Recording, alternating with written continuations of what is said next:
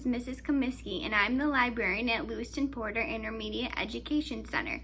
Today I'm going to read you a part from The One and Only Ivan, starting on page 237. Something strange is happening. The white-coated woman is back with other humans. They place a large box in the center of the ring. It's ruby-sized, and suddenly I know why the woman is here. She's here to take Ruby away. Training. The woman leads Ruby to the box. She places an apple inside. "Good girl, Ruby," she says kindly. "Don't be afraid." Ruby inspects the box with her trunk. The woman makes a clicking sound with a little piece of metal she is holding in her hand. She gives Ruby a piece of carrot. Each time Ruby touches the box, she gets a click and a treat. "Why is she making that clicking noise?" I ask Bob. "They do that to dogs all the time," Bob says. "I can tell he doesn't approve. It's called clicker training. They want Ruby to associate the noise with the treat. When she does something they want, they make that noise." "Great job, Ruby," the woman says. "You're a quick study." After many clicks and carrots, she takes Ruby back to her cage. "Why is that lady giving me carrots when I touch the box?" Ruby asks me. "I think she wants you to go inside," I explain. "But there's nothing inside," Ruby says, "except an apple." "Inside that box," I say, "is the way out." Ruby tilts her head. "I don't get it." "See the picture of the red giraffe on the box? I think the lady is from the zoo, Ruby. I think she's getting ready to take you there." I wait for Ruby to trumpet with joy, but instead, she just stares at the box in silence. "I'm not sure you understand. That box might be taking you to a place where there are other elephants," I say. "A place with more room and humans who care about you." But even as I say these words, I remember with a shudder the last box I was in. "I don't want a zoo," Ruby says. "I want you and Bob and Julia. This is my home." "No, Ruby," I say. "This is your prison." Poking and prodding. The lady comes again. She brings an animal doctor with an awful smell and a dangerous-looking bag. He spends an hour with Ruby, poking and prodding. He looks at her eyes, her feet, her trunk.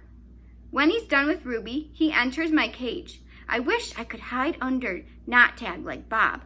Instead, I do a nice, loud chest beat, and after a moment, the doctor retreats. "We're going to need to put this one under," he says. I'm not quite sure what he means, but I strut around my cage, feeling victorious anyway. No painting. No one asked me to paint today. No one asked Ruby to perform. There are no shows, no visitors, unless you count the protesters. Max stays in his office all day. I wake up from a long morning nap. Bob is on my belly, but he isn't asleep. He's watching the ring where 4 men are placing a large metal box. It's me-sized. "What's that?" I ask, still blurry from sleep. Bob nuzzles my chin. "I believe that box is for you, my friend." I'm not sure what he means. Me? "They brought in a bunch of boxes while you were sleeping. Looks to me like they're taking the whole lot of you," he says, casually licking a paw. "Even Thelma." "Taking," I repeat. "Taking us where?" "Well, to the zoo probably. Others to an animal shelter where humans will try to find them homes." Bob shakes himself. "So I guess all good things must come to an end, huh?" His voice is bright, but his eyes are far away and sad. "I'm going to miss your stomach, big guy." Bob shuts his eyes. He makes an odd noise in his throat. "But what about you?" I ask. I can't tell if Bob's just pretending to sleep, but he doesn't answer. I gaze at the huge, shadowy box, and suddenly I understand how Ruby feels. I don't want to go into that box. The last time I was in a box, my sister died. Goodbye. When George and Julia come that night, George doesn't get his mop or his broom. He gathers up his tools and belongings while Julia runs to my cage. "This is my last night, Ivan," she says, and she presses her palm into my glass. "Mac fired my dad." Tears slip down her cheeks. "But the zoo lady said maybe they'll have an opening there in a while, cleaning cages and stuff." I walk to the glass that separates us. I put my hand where Julia's is, palm to palm, finger to finger. My hand is bigger, but they're not so very different. I'm going to miss you, Julia says, and Ruby and Bob, but this is a good thing. Really, it is. You deserve a different life. I stare into her dark eyes and wish I had words for her. Sniffling, she goes to Ruby's cage. Have a good life, Ruby, she says. Ruby makes a little rumbling sound. She puts her trunk between the bars and touches Julia's shoulder. Where is Bob anyway? Julia asks. She looks around under tables, in my cage, by the trash can. Dad, she calls, have you seen Bob? Bob? Nope, George says. Julia's brow wrinkles. What's going to happen to him, Dad? What if Mac shuts down the whole mall? He says he's going to try to keep it open without the animals, George says. He stuffs his hands in his pockets. I'm worried about Bob too, but he's a survivor. You know what, Dad? Julia gets a gleam in her eye. Bob could live with us. Mom loves dogs, and he could keep her company and... Jules, I'm not even sure I have a job yet. I may not even be able to feed you, let alone some mutt. My dog walking money. Sorry, Jules. Julia nods. I understand.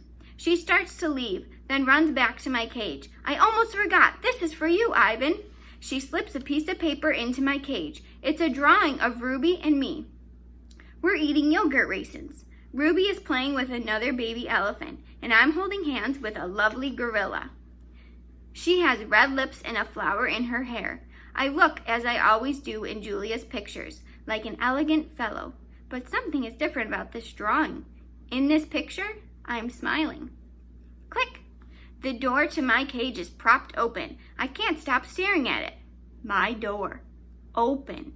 The giant box has been moved, and it's open too. The humans have pushed it up against my doorway. If I walk through my door, I enter their box. The zoo lady, whose name is Maya, is here again. Click, yogurt raisin. Click, tiny marshmallow. Click, ripe papaya. Click, apple slice. Hour after hour, click after click. I look over at Ruby. She waits to see what I will do. I touch the box.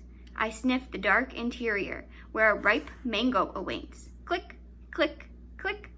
I have to do it. Ruby is watching me from between the bars of her cage, and this box is the way out. I step inside. That's all for today. Thank you for reading with me, and continue reading to see what happens next in The One and Only Ivan.